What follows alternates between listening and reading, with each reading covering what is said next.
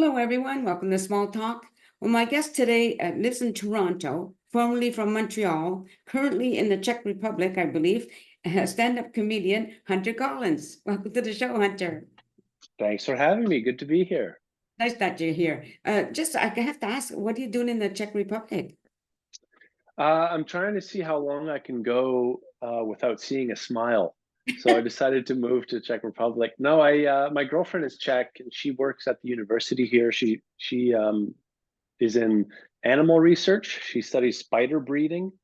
So here I am. I came to Czech Republic for love.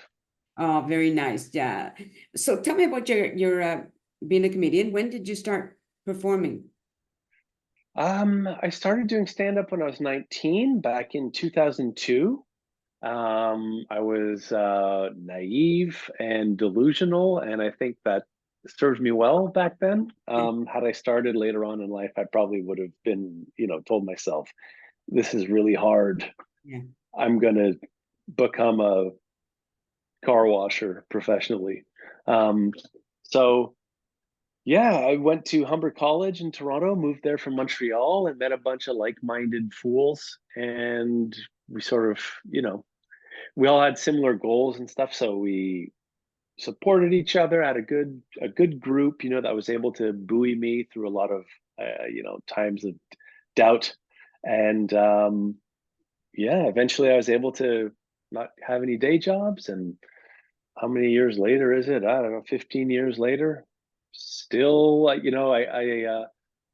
still buy the expensive organic asparagus.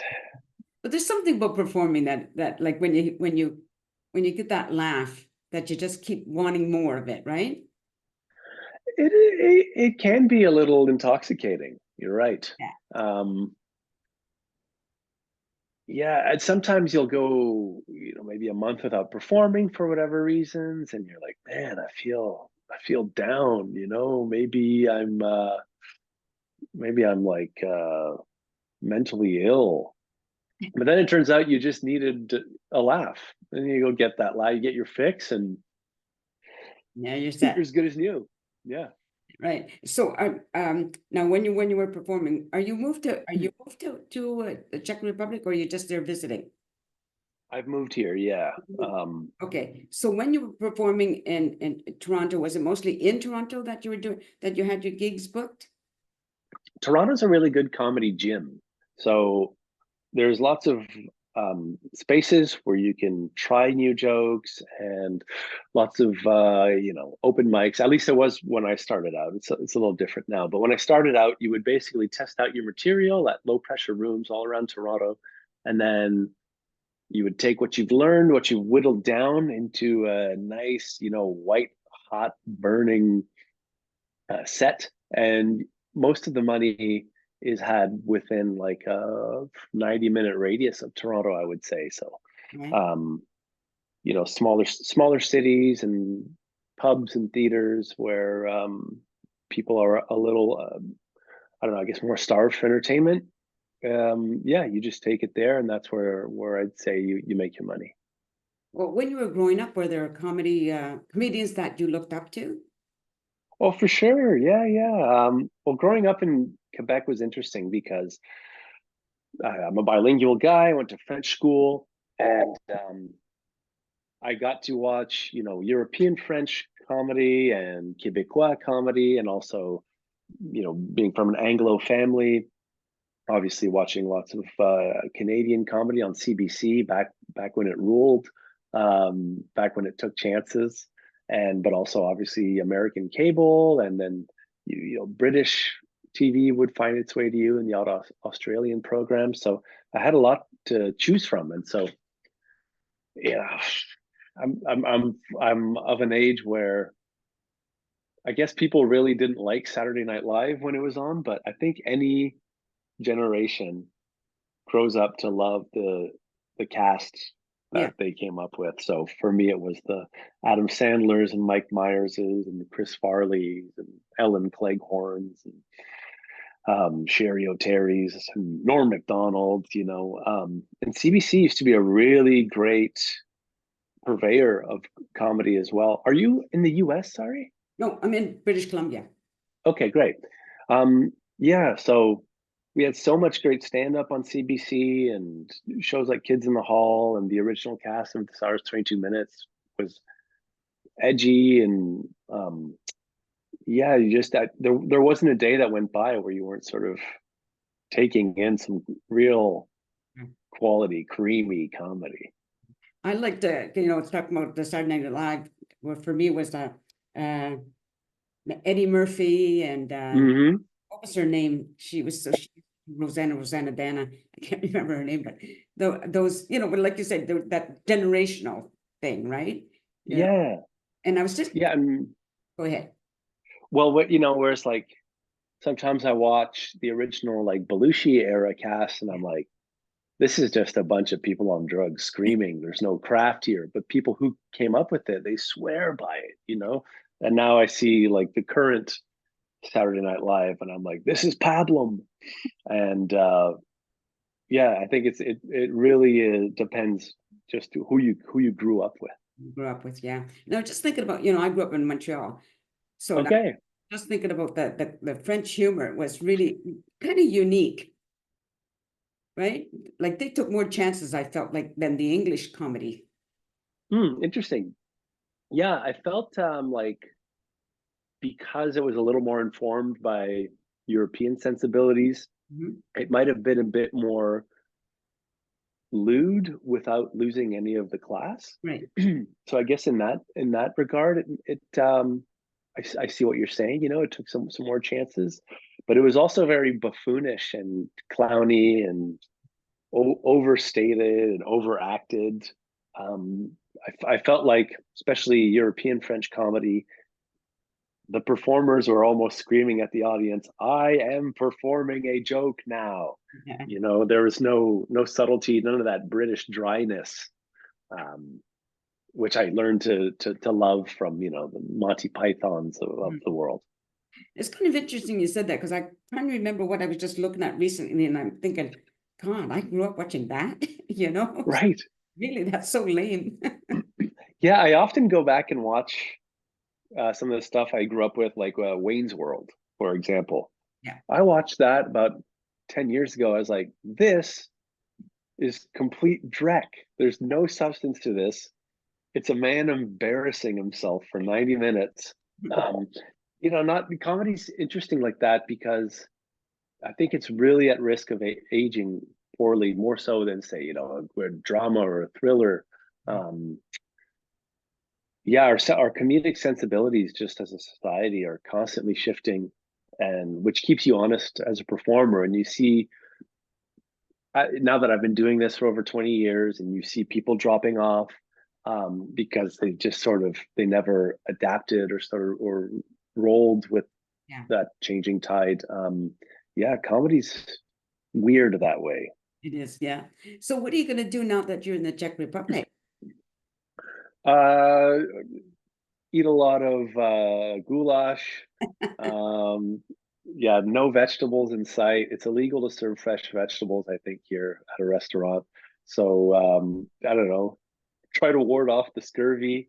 I've did a week of shows in Berlin, which was a lot of fun. Berlin is like such an international city, Yeah, yeah. um, Cool. especially when it's an English speaking comedy crowd. So people flock to it because I don't know. I guess the German stuff isn't doing it for them. Uh, I don't even know what German comedy is. Naked clown making animal balloons or something, balloon animals. So yeah, that was great. The thing about English speaking shows in Europe is I guess continental Europe, you're like always performing for a hodgepodge of cultures. So Spaniards, Scandies, Brits and Irishmen, and then also the local German English speakers. So you really have to kind of play it broad, and it teaches you which of your jokes are kind of internationally bulletproof, which is a fun exercise. Mhm. Um, so I'm trying to set up shows all over Europe here. I've got something in Bratislava coming up in November, Nice. and trying to get something going here in Brno, Czech Republic. But also, I have a virtual reality helmet, and a friend of mine has a virtual comedy club. Nice. So I've done it a few times. It's surreal and it works, which is crazy. The delay on the laughter is, minimal. Yeah. And so you show up to this, you're in a video game basically, and I meet my friend the booker. He goes like this with his finger and splurts a green liquid at your chest, and that gives you access to the green room.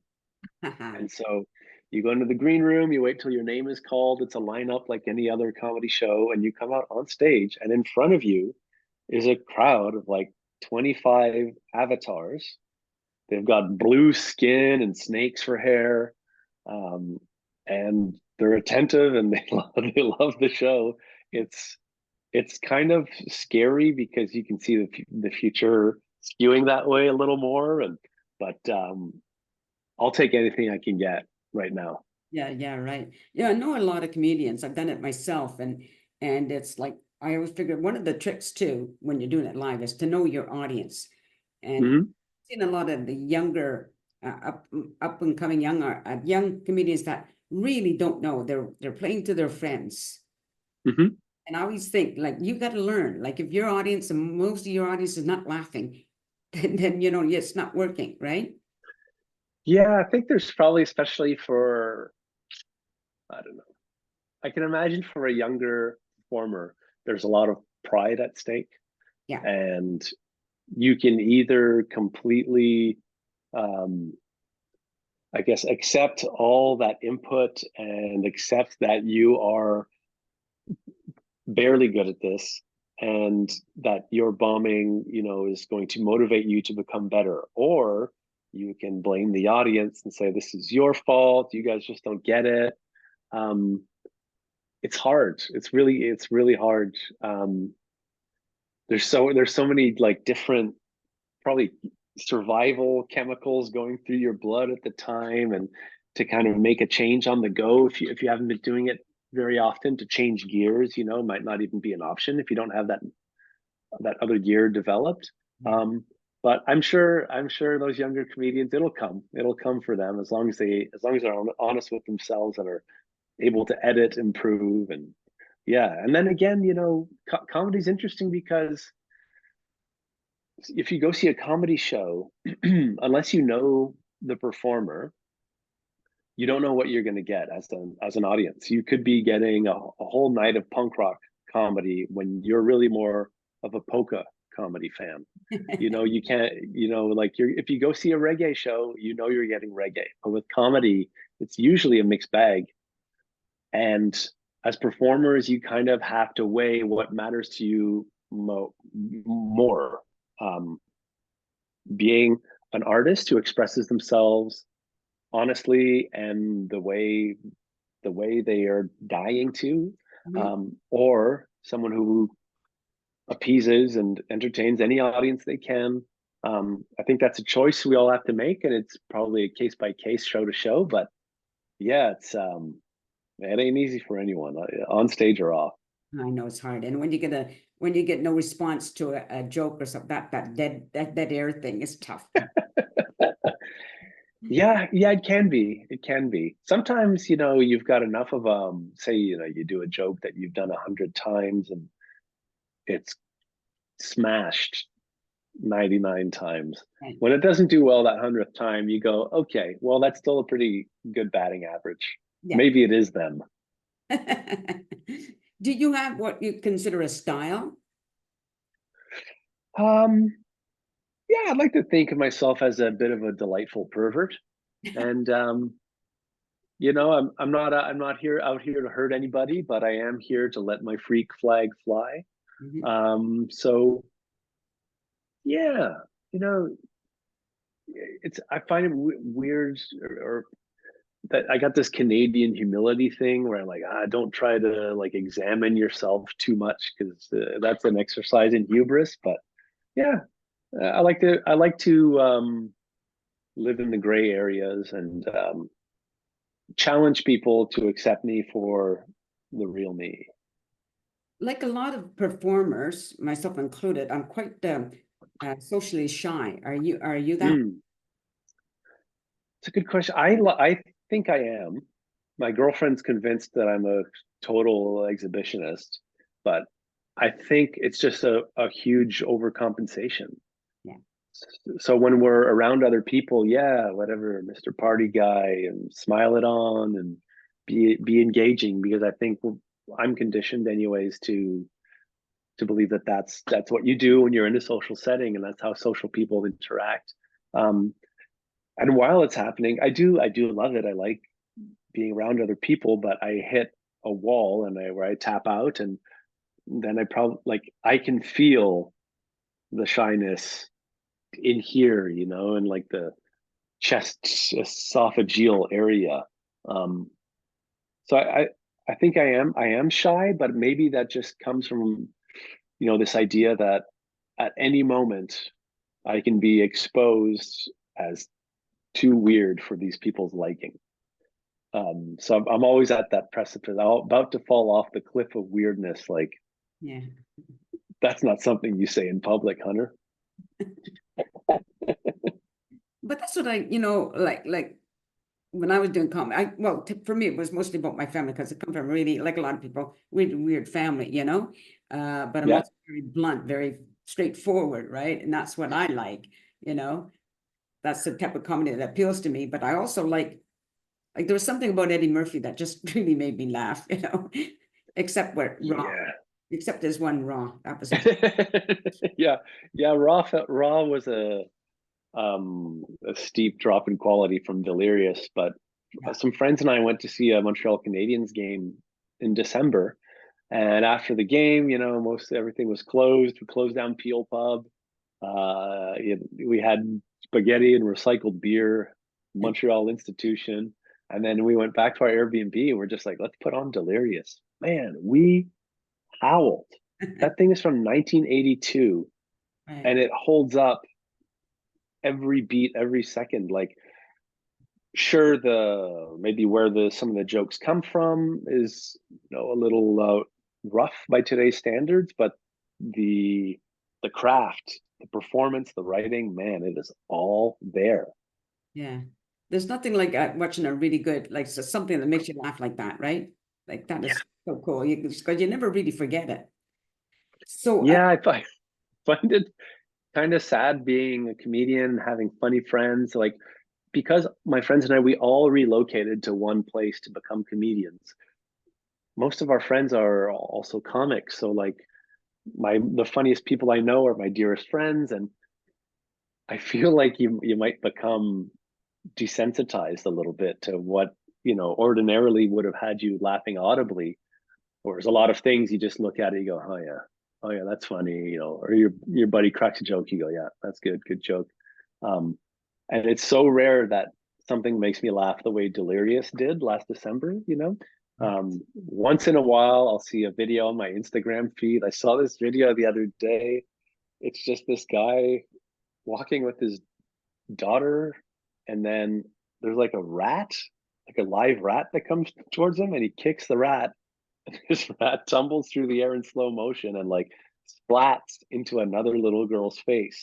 And I just thought, God, that's like the grossest thing that could ever happen. Like this warm, oily, gelatinous, nibbly being with a gross tail that's so full of mites and diseases, just for a firm splat on this innocent child's face.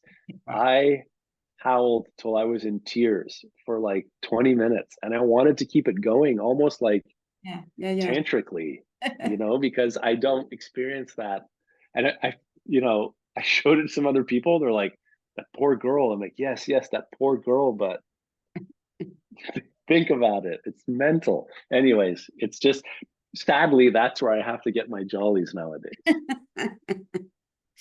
No, I know you have. Do you have a website? Sorry. I do, yeah, huntercomedy.com. And so people can reach you there, or they can find you on Facebook, right? Um, Yep. yeah. Oh, if you had the chance, would you tour as a comedian, or have you Oh, done? yes. Sure. I've toured extensively, certainly across Canada a bunch of times, and toured up the east coast of Australia just before the pandemic. And Nice. yeah, um, touring, some people think, a 3-show run can be a tour for some people, but yeah, I love, usually in Canada, you split it up between either a East Coast jaunt or a West Coast jaunt. And Yeah. yeah, I've done that countless times. I love being on the road. I love eating trail mix out of a backpack. I love frying eggs on hotel lamp light bulbs and making sloppy Joe in the coffee maker. Um, you sort of become one with your material too, and you have no distractions typically. You're left to, your own devices. And so I think your act actually develops at a higher clip when you're on the road, especially for like a nice 3 weeks, a month. Um, yeah, I'm gonna miss that out here, that's for sure. Yeah, I would think so, right? So anyway, I think we're just about out of time. Okay, Yeah, just on camera. So to the audience who've been listening to Hunter Collins, I will include his website so you can look it up and look him up and see where he's going to be performing. I want to thank you everybody for watching the show. I hope you continue to do so. Take care, everybody, and peace out. peace. So this is going to air. Where are you airing? I think on the 30th of this month. Okay, great. Once it airs, I will send you the link because I put it up on like Tumblr and X and LinkedIn, all those places, right? So I'll send you the link once it airs. And Lovely. Thank you, Nancy. you're welcome. If you ever want to be on the show again, if you got something happening you want to announce, just let me know. I'll be happy to help you out with that one. Oh, I really appreciate it. I absolutely will. Thanks so much for taking the time. And man, it was nice to speak to a podcaster with prepared questions for a change.